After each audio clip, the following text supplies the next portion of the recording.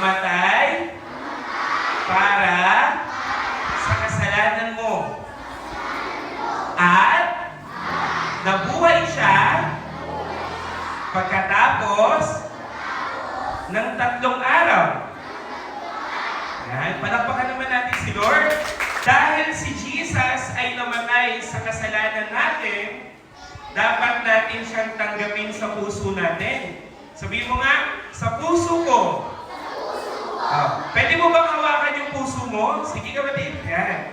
Tapos, pikit ka. Tapos, yuko ka.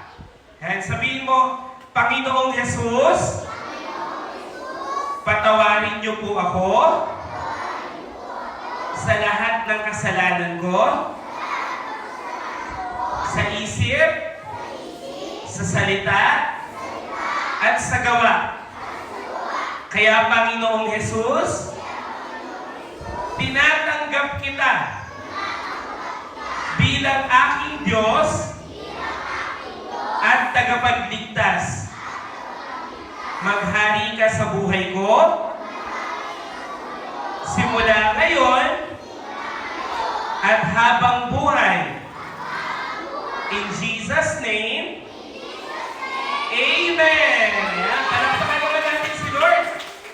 Sabihin ko nga, tinanggap ko na si Jesus.